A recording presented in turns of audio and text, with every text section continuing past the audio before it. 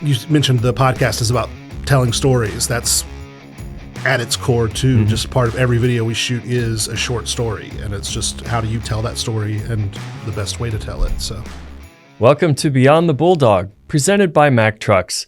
I'm your host, Brian Wright. What you can expect from Beyond the Bulldog is to learn, enjoy, and participate from the comfort of your seat, whether on the road or off. You'll engage in topics and stories from people that work in the trucking industry, including some who work for Mack Trucks. This is mile marker number 5. In this episode, you'll hear from Wesley Burleson, digital media and event manager. Wesley shares how to tell stories through digital media, identifies the various ways to effectively train your team, and highlights Mack Masters, a competition-based training for truck service professionals. You're listening to Beyond the Bulldog, presented by Mack Trucks. Wesley, welcome to the Beyond the Bulldog podcast, presented by Mack Trucks. How are you? I'm great. Thanks for having me. Yeah, thanks for joining us today. Why don't you introduce yourself? Let us know what your title is, what your responsibilities are. My name is Wesley Burleson. You said that part. Title is digital media and events manager? Yes. Yeah. So I manage digital things and events. Well, terrific. Well, for those that may not know what those things are, what is digital media? So I basically, when I am asked what I do, my short answer is I point cameras at things. That's the short, and everything else I do is built around that. But it's mostly pointing cameras at people talking, trainings, events, anything that needs a camera pointed at it. So, but then beyond cameras, there's the graphics and event management, just kind of ballooned out of that. But everything at its core is with cameras. So got it. So I do some stuff with cars, and recently painted one. And I always thought that once you finished spraying it, that the job was done. In fact, it's nowhere near. That's actually the beginning, because there's a whole bunch of sanding and polishing at the end of it. Yeah. So I'm guessing that's kind of like the outside of the camera stuff. So what kind of things do you do to make sure that the images and the videos work with how you want it to look? So much goes into that's a deep question. There's a lot. I mean, collaborate with my coworkers, and we shoot a variety of different projects. So it depends on starting with, okay, who's the audience and how does the video or the photos or whatever it is, what does that need to be?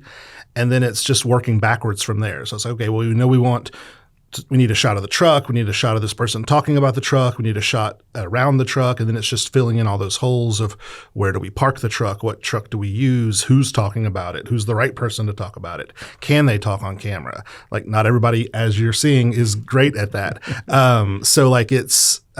It's all kind of discovery of figuring out what needs to be shot where. And then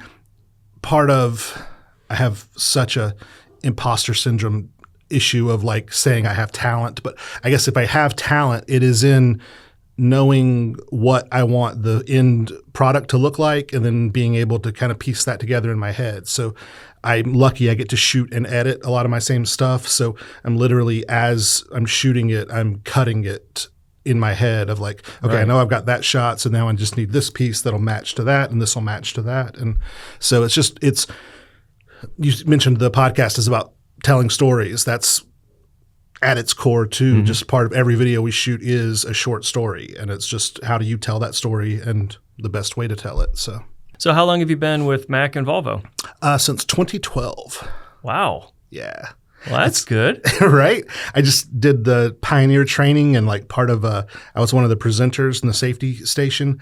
And so part of that was my name is such and such, and I'm with the academy, and I've been here and literally I didn't think about saying that until the first day I said it, and I caught myself, and I was I've been here, damn, over a decade. I had to kind of I've been here a long time. Time flies when you're having fun kind of thing. So yeah, it has flown by. Have you always been in the digital side of things? I got hired to make short training videos, and then it just sort of kept snowballing and building from there. So yeah, awesome. So prior to Mack and Volvo, what's your background? So professionally, or as it relates to cameras? Yes.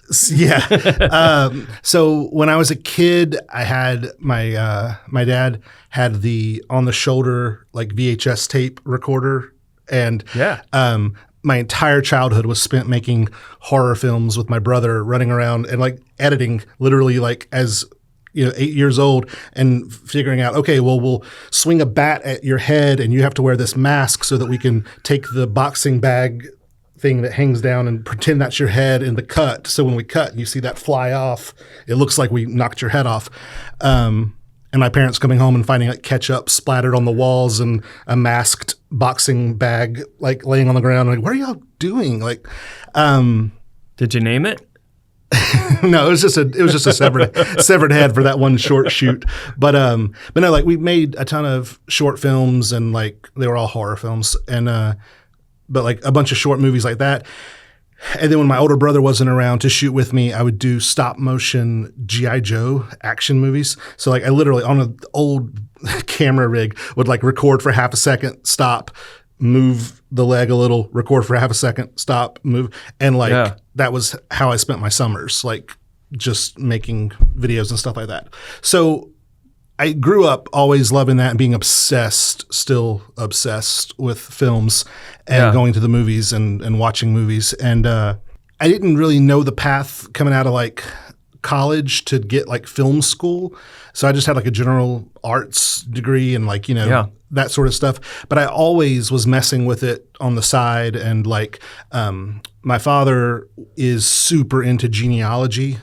Like, I know it's obscure, but he was like, hey, I'm interviewing all these old people for my genealogy projects, and like, World War II veterans talking about their experiences and then who they're related to and following their family trees and stuff and whatever. But his point was, at this point, this was like early aughts, he was like, if I get like a digital video camera, could you film like them talking and cut that together, just for me? Mm-hmm. And I was like, yeah, sure. So that's where I kind of picked up from editing in digital. And all the time I was doing that, I was a training supervisor and a trainer for a UPS call center here in Greensboro. Mm-hmm. So I was just nothing related to video, but I was training, and became the training manager, and actually went to the Philippines a bunch of times to open up call centers there. Right at the end of the UPS gig, they had a competition for people who worked at the call centers. It was open to anybody to make promotional training videos. And we actually, they knew I just did it on the side for fun. So we actually made a bunch of videos on these projects that UPS was promoting. I came out, I guess the point being that when the UPS job went away, I had like a decade of training experience behind me, but I'd also found like I like what I'm doing on the side way more. What if someone paid me to do that like full time? There was a lady who worked at the same UPS call center, Hope Bynum, if she's watching, works for Volvo now. Worked for Volvo then, still works for Volvo now. But she knew of me, and Volvo was hiring for a consultant that could do short training videos. And so then she knew the UPS was closing. She like had her foot in both worlds. So she reached out to the UPS center and was like, hey, is Wesley still there? Because there's a position I think he should apply for.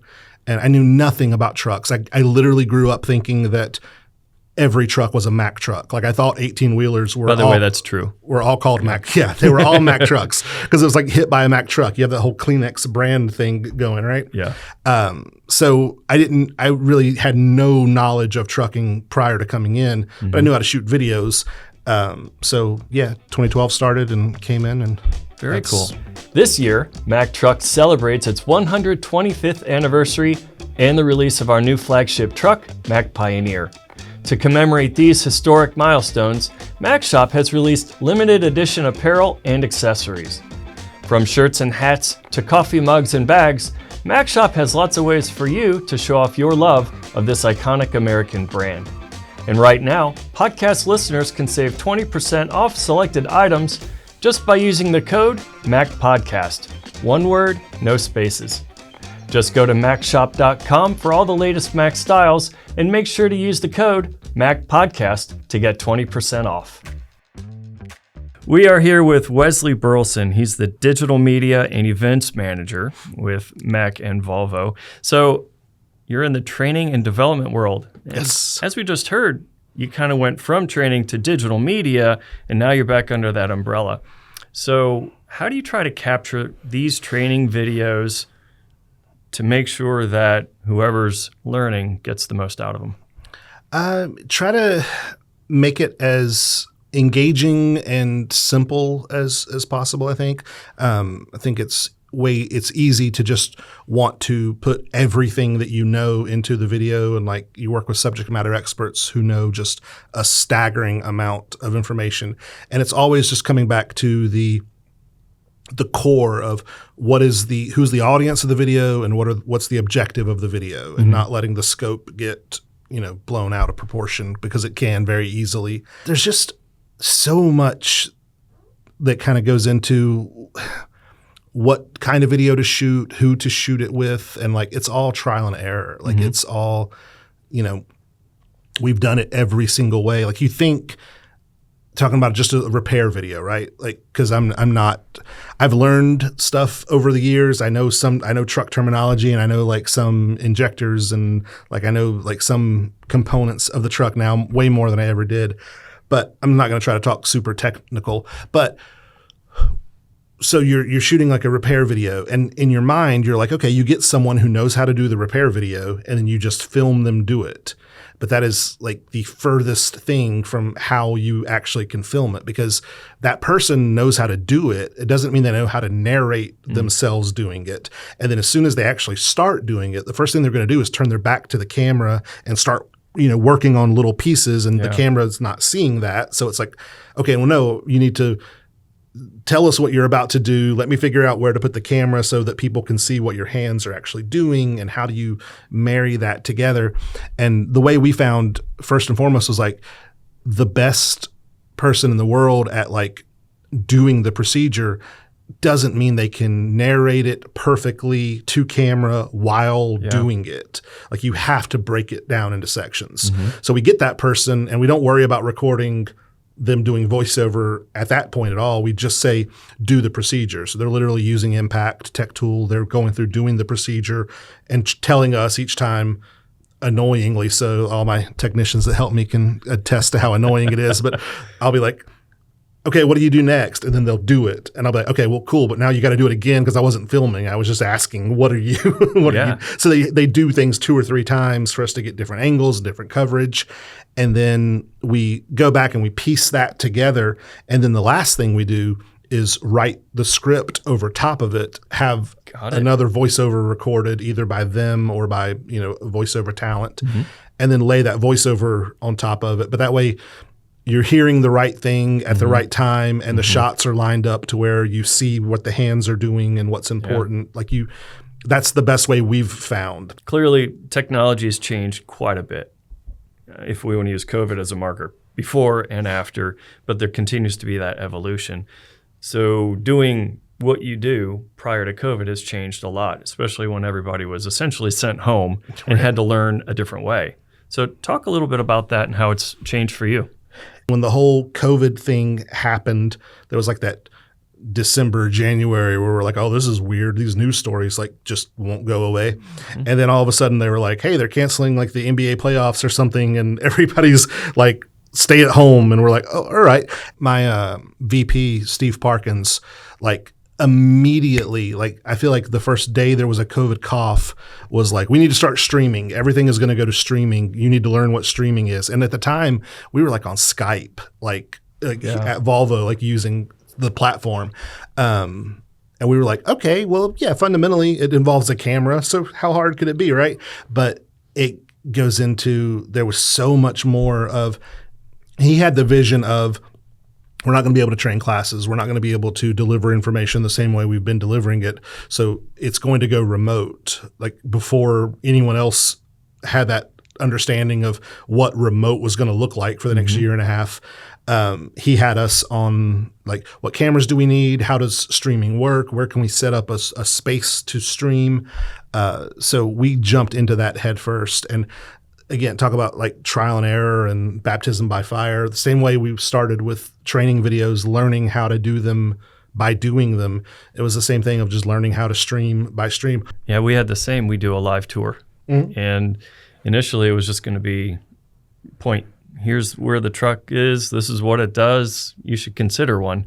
And then it was determined that we need to have two-way communication. Well, based on the initial software and program we were using, there was a delay between when I could speak and they hear me. Yeah. And having a conversation with a 3 to 5 second delay, not so easy. Right. Because people feel awkward not speaking for that period of time. And so then you get both people talking at the same time. Yep. Chaos. But we ended up finding a solution that worked. But going live and having that technology, it's remarkable. Yeah. When you really think about how to connect people literally worldwide, where you have a very low latency in that. Again, like I said, we started off in Skype and we go to webinar and Zoom and just all these different platforms trying like which ones bring in the cameras, which ones can you tie into OBS to do like graphics over top of the feed, and audio works different with all of them, and like how do you take all these mics and convert it into like one feed that goes into a laptop. Like it was all that fun stuff. So. All right. So training wise, what's the most effective way to train people? Keep them interested, I guess. All right. That's the hardest thing about training people. And I mentioned, just recently being able to help. I was one of the presenters with the Pioneer launch. And so I got to go back, and I was wanting to do that. I saw other launches and other like other live trainings and stuff, and I was like, I kind of miss that, and wanting to just kind of tap back into that part of what I could do, and partly show people that I work with like that this is another thing I've done before and have experience doing, and fell back into it so quick and so kind of comfortably. But yeah, just no matter what your material is, just keeping I was going to say learners, but you hear the term adult learners. So hard to just keep them interested and like, hey, jingly keys, like, hey, over here, woo, woo, because you'll talk about stuff, and even if it is compelling stuff and it's interesting stuff and it's stuff they need to know, their minds wander, and I keep wanting to pull out my phone just to look and see what's on Twitter, or my wife's texting me or whatever. Like you're so used to the distractions, and you're so used to your mind just going in a million different directions. It's just finding a way to make it engaging. If you're in person training like we were doing this past month, it's getting them to kind of laugh, or getting them to sort of just have this portion where we're just talking to them, and then we watch a video, and then we do a short activity, and then we pull them out. So you're changing their position, you're keeping them engaged, you're just trying to like deliver the material as many different ways as possible. And if you tie it all back to video, which I guess is why we're here, it's more how not just a 45-minute video of one talking head with PowerPoint. It's more like, can we make it engaging? Can you have a conversation? Like just this is more engaging than one person delivering a PowerPoint. Did you know? Did you know the Mack brothers' first vehicle was the sightseeing bus in Brooklyn, New York? This was a 20-passenger bus that was powered by a 40-horsepower engine.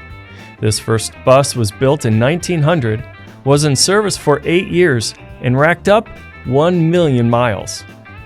Mack's first bus founded the brand's reputation for strength, quality, and durability.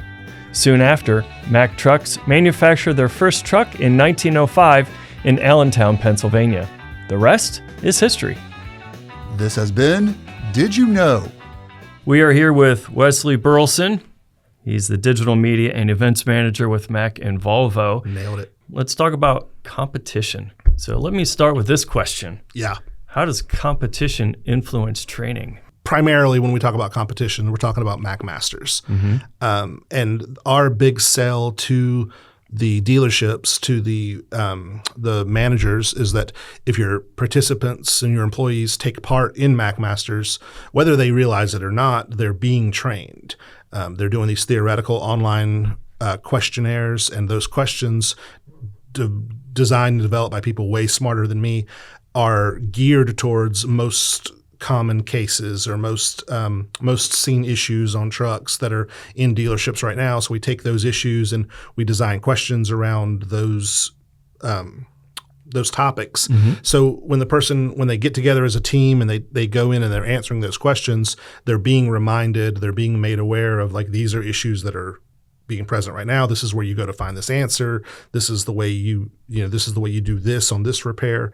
All of that is pulled from real world, data that is kind of driving them back towards what they do every day. Yeah. So that at its peak is, that is training.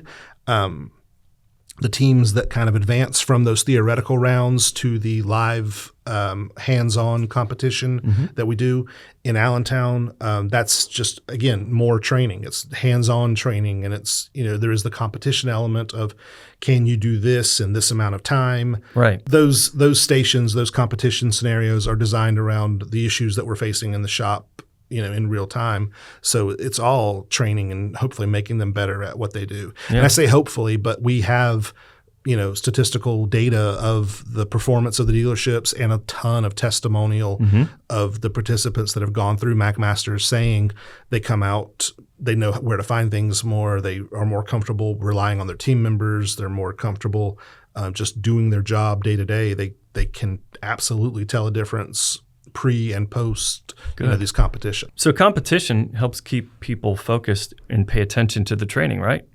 Helps them not just learn whether they know it or not, but engage into it as well. Let's give kind of an overview of what Mack Masters is, kind of the scope, because it's not just an Allentown, Pennsylvania kind of thing. It's not. It peaks there, but it's not. Yeah, it's not just Allentown. So Mack Masters is an aftermarket competition for the dealers, and it's designed exactly what we were just saying to help them get better prepared at their job to face what they do each day. So it is a competition. So we have at the dealerships for them to get into teams, and teams can be anywhere from 2 to 4 people, but 4 people kind of works best.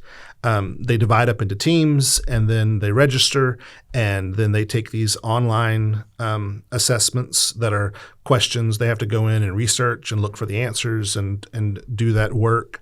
And the teams that score the highest from there then come to the Allentown for the hands-on part. I'm over the marketing and the communication of Mack Masters. I really don't deal at all with the technical side of like coming up with questions and coming up with the stations. I have input and I work with those guys, but I don't understand anything that happens on that end.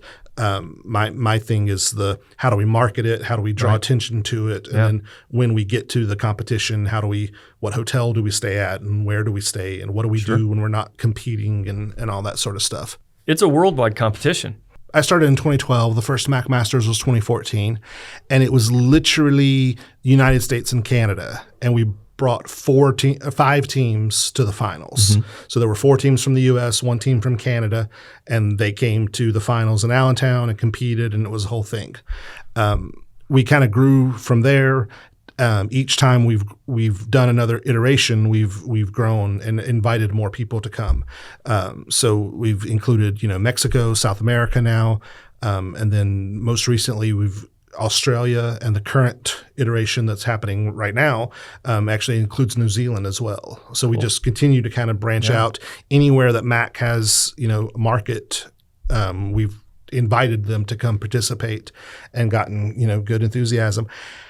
I will say, like the first competition we did, you joked about like not just being in Allentown. The first 2 or 3 competitions that we did were just in Allentown. And then quickly, once we saw like, okay, we got people coming from Peru, and there's people coming from, just really Trinidad, like these countries.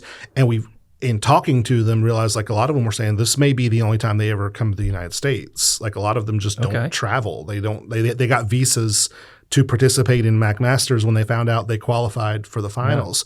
So then it's like we're bringing them to Allentown. And I love Allentown, but like if you're going to the United States once and this may be the only time you come, like New York's like an hour and a half down that way. Right. So we in 2019 was the first Mack Masters where we brought everyone to Allentown, and it still doesn't make sense to do the competition somewhere other than Allentown because we have the MEC and the engines, the trucks, the tools, everything we need to have the competition is in Allentown. But then once the competition ended, we were able to pivot and say, let's go to New York for a day or two and we did we still did some Mack stuff in New York, but it was mainly just like the whole competition was up to this point. Then we go to New York for a day or two just so they can say they went to New York. And Yeah, and you could always say that that's where Mack was founded anyway, in Brooklyn.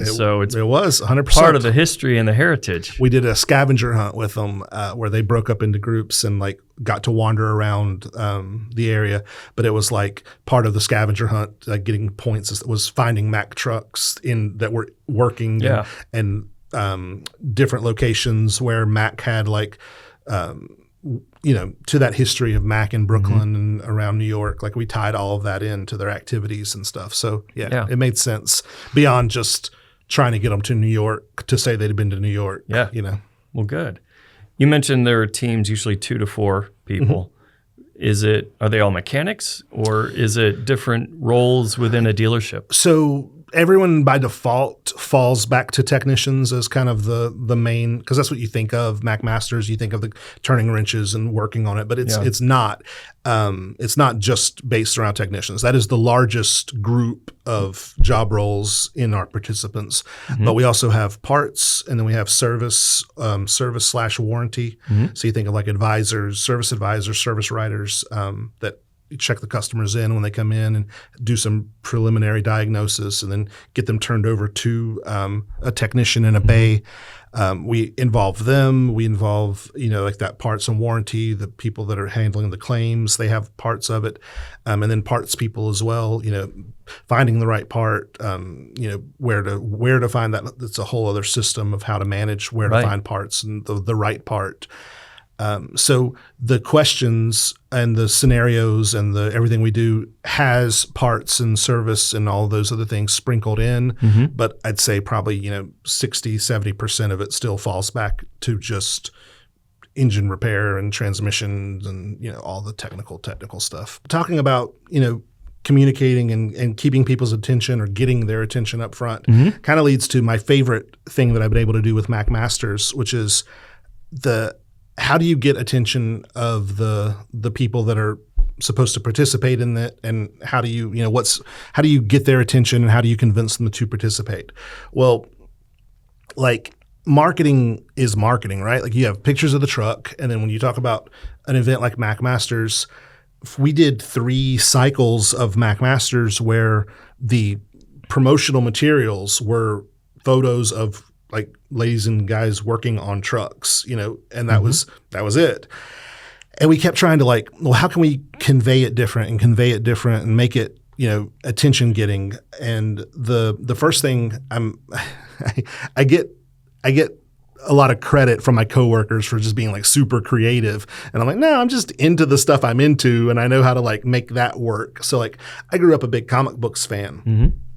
And luckily, comics weren't what they are today when I was in middle school and high school. So like as comics started to get more popular, I was like, how cool would it be if, we always send out like a brochure or something to just give the information about Mack Masters. What if we conveyed it like through a comic book? And this was a couple cycles ago with Mack marketing, and there were different people in marketing that were still sort of very hesitant to it. Like, I don't know, comic books isn't really our audience. And it's like, they literally had one person tell me like, isn't that like a pocket protector and like, tape on your glasses? And I'm like, in the 80s, with Revenge of the Nerds, yes, it was. But like Black Panther had just made $1 billion at the box office, and like times are a changing. But so there was a whole big push on like how to do it, how to implement it.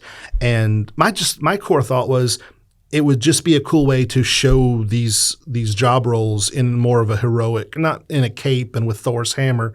Thor's hammer that would be meaningful though. Thor's hammer was in the video, but it was hidden in the background of one of the shots.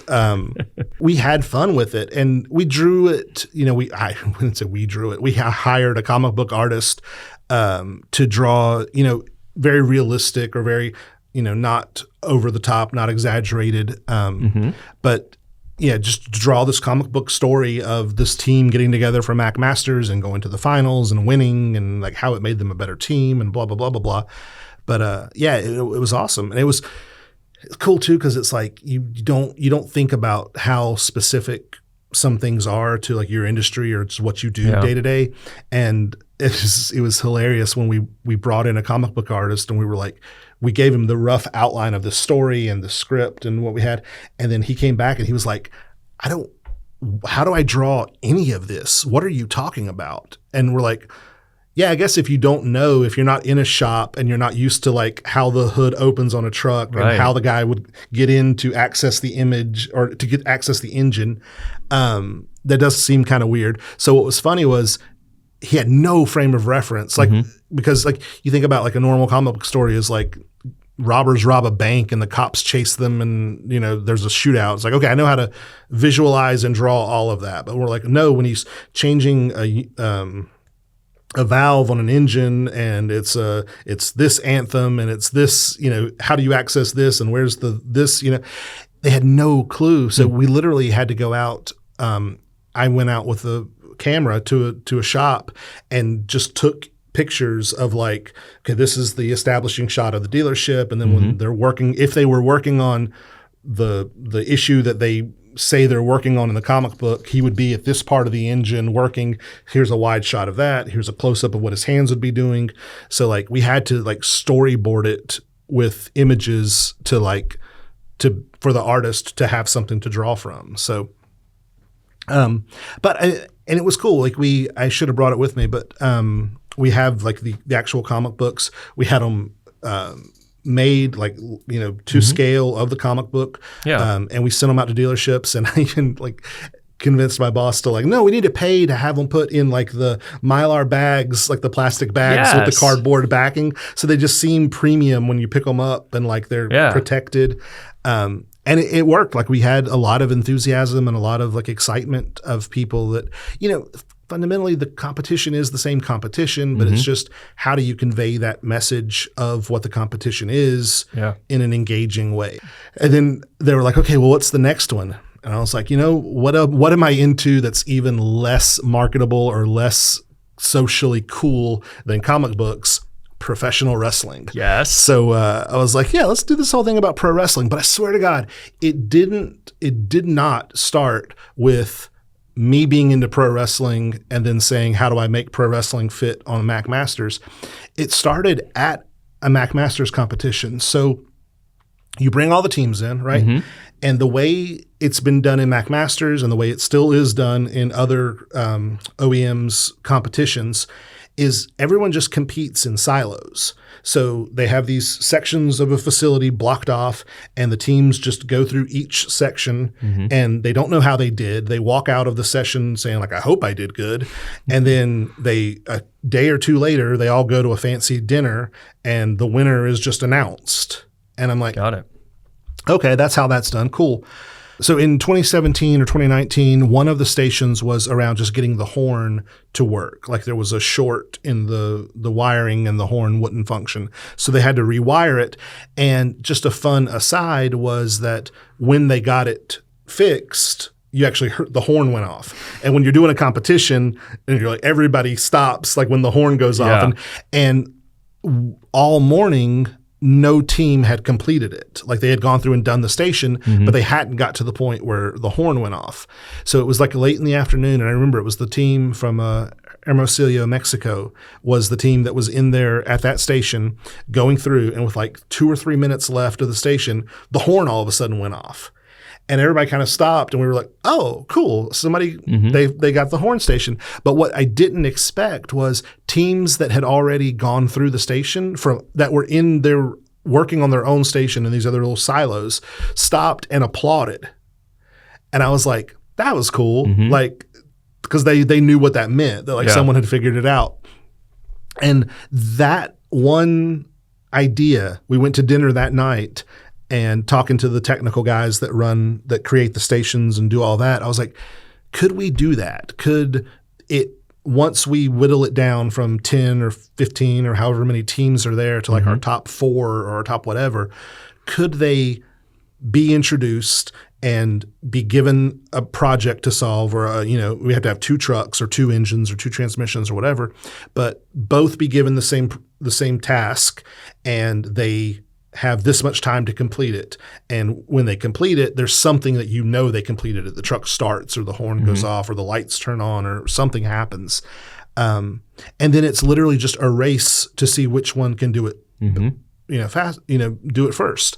And they were like, yeah, I think we could. And so it all came from that head to head. Yeah. And so then I'm like, okay, cool. So head to head. So like we could compete. And so then my mind's just like, okay, well, we could announce the teams to come out, and they could have music and like a the bell. Titantron, ding, ding, ding. like the big video wall, like playing like shots of them working as a team, and they could like pick their own team name, which they've always done that, but like they could pick a team name like designed around like, announce it like pro wrestling style.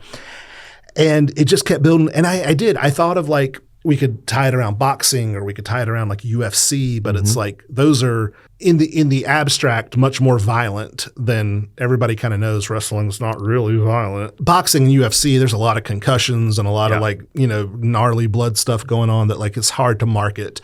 But pro wrestling's fun. And it really at its core is nostalgia. And again, the same audience and that I had to kind of convince that comic books could be cool was wrestling. It's like, I'm not marketing to people that are wrestling fans today. I know that's a niche thing, but I'm marketing of that you remember watching wrestling when you were a kid, or having an uncle that was really into it. I'm that uncle now. But like, everybody has memories of it, wrestling with their friends on a trampoline. Even if they don't follow wrestling today, the concept of what wrestling is. And it became really cool of having these teams come out. We had a ring in the MEC and 2 trucks set up, and like they came out and we had referees. Our trainers were in referee shirts going over the rules with the lights and a ring announcer. And then we were like, we could have a live audience, and it's, well, how does the live audience know what's happening? Well, we film it, and we have the big monitors where you're seeing close-ups of the guys while they're working. And then it's like, how do they know what's happening? We got ring announcers, or not ring announcers. We got commentary. Yeah. We had a team of 3 people, 2 of them from the world of pro wrestling, that like were doing the commentary, talking about, this team's from such and such and what they're working on now. And they had one guy, James, I'll give him a shout out, James Mays, was doing the commentary with them of like, putting it into human terms, easy to understand. Well, what they're working on here is this, and this is what they're searching for, and this is what the test they're running right now is going to tell them if this is this. And it was like super compelling. We did the Final Four, so we had 3 matches, and we had the big live audience, and like it was cool. Like it worked. It's really cool. So how do you win? By being better at it than all of the other people. So, I mean, the theoretical rounds up front, it's scoring a higher score than the other teams. And we found like a lot of really good dealerships and a lot of smart individuals doing these tests. So creating a test that whittles down the number of, correct answers is hard. So we inevitably always wind up with a tie at the end. And we've worked various ways to kind of break ties, but what we've kind of landed on that seems to work best is the early rounds aren't timed. You can take those and take as long as you want to find the answers. If you score 100 on all 3 of those rounds, typically it's 3 rounds. If you score 100 on all of those rounds and you're tied with another team, we have a tiebreaker, which is an additional round of questions, fewer questions. But you go in and take those questions, and then when you get your team together, and when you start that round, you get the first thing as a pop-up that says, this is timed. Your score will be weighted on your correct answers, followed by time taken to complete.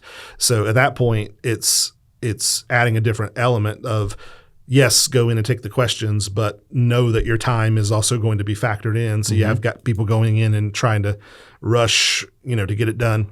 But that's been necessary because we'll still have people inevitably that ace that with a perfect score. So then we fall back to, well, how much time do they take to complete it to find out who's coming to the finals? We're in the middle of a competition now, right? We are. Round one just ended, and they're going through the disputes and finalizing the scores for that, and then we'll go into round two. So yeah, it's happening. Nice. And the finale is when? Well, this year it will be in November. Got it.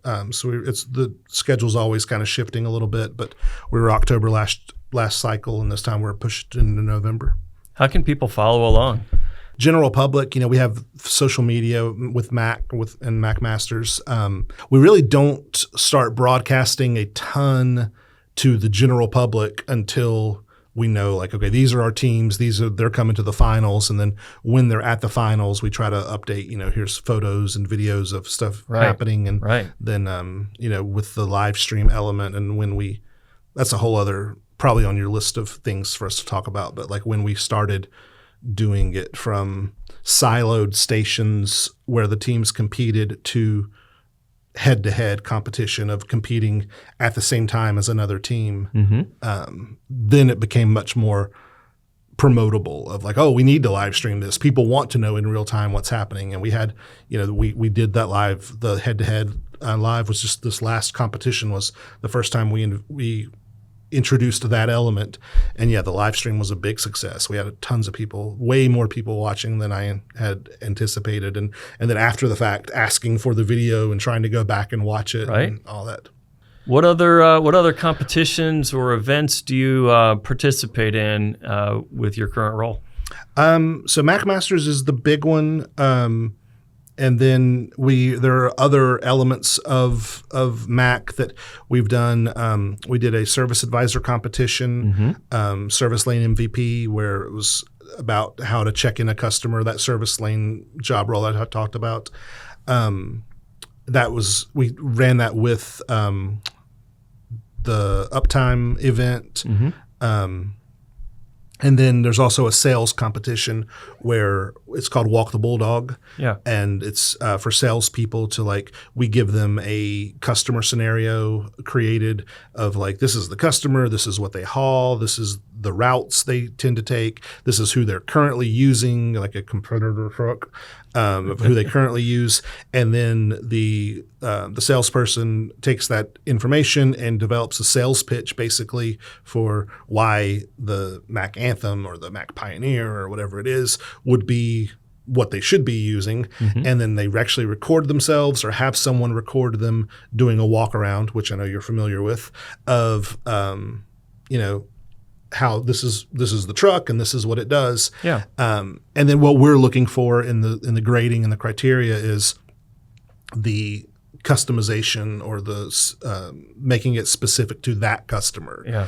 And it was fun. We've done that a time or two, but when we did it, we found it's like a lot of salespeople are going to talk about the same features and the same benefits and the same things. So how can we make it unique? And so we started putting Easter eggs in of we filmed the customer and we had a deer. I don't even know what you call it. When you shoot a deer for fun and then you mount the head. Yeah. So we hung that on the wall of his office. Perfect. Just as something to talk about, oh, he's into hunting. And he had all kinds of stuff laid out of his family, in softball and baseball. He had a New York thing, Yankees behind him. So it was clear he was a big baseball fan. Right. And then we talked about with the drivers that he had a lot of drivers that took pets with them, because I have a lot of pets. You can probably tell by the fur that is currently on me. But we were the drivers take a lot of animals with them. So when we went and filmed B-roll of the driver, we had one of my dogs in the passenger seat, poking his head up out of the car. But all that stuff was there so that beyond the features and the benefits of the Anthem that's good for that sale, we had people in their video be oh, hey, my father knew someone who used to play for the Yankees, and we grew up watching this. Like, just as a quick aside, would mention it. Right. Or one person was even just like, oh, and I know you mentioned a lot of dogs. Here's a picture of my dogs. Yeah. And it's those sorts of things that are like, yeah, the product is the product, and it has the great benefits and the features that you sell. But how do you connect with them beyond that? So we had little things kind of dropped in of like, little things they could connect with them on. So, Sure. And it was really cool seeing that work. Because we never said, pay attention to anything else in this video that you may be able to connect with the customer on. Right. We just put those things in there, and then seeing them, pick up on it and use it was cool. The walk around obviously isn't just product knowledge, it's how you can communicate and convey. Yeah, and connect. Yeah. So I ask a question of all of our guests, you being number 5. Okay. So think about this specific word that I'm going to mention, how it connects, not necessarily with your job, but just life in general. The word is heritage. What comes to mind when you hear that? What does that mean for you? I'm very much a product of my 2 parents. And like my dad was always the one that put the VHS recorder in my hand when I was a kid and was like, yeah, whatever you want to film it. And then likewise in like when I was 20, he got into genealogy and bought my camera and got me the supplies I needed to start learning how to digitally edit to help him with his genealogy stuff. And then, so I mean, he's always been the one putting a camera in my hand.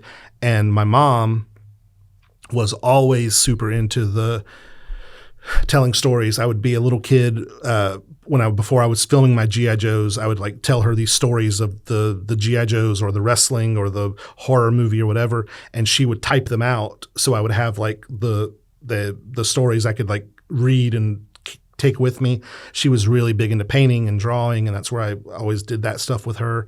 So it was like I grew up like being, and they both. This may not be good for them, but they let me watch anything I wanted to watch. So I was watching these horribly violent movies at a very young age. But like they were encouraging. It was always like, if you do well in school, you can go rent a movie. If you do this, you can go rent a movie. Like I was always like growing up with comic books and with movies and with all of that stuff and doing all the creative stuff myself. And then I was always pushed by both of them towards it. To where like that's another thing I'm really thankful for today is like I'm here and I'm doing what I'm doing because of them. So yeah, that's part of heritage. Well, you're getting people's attention.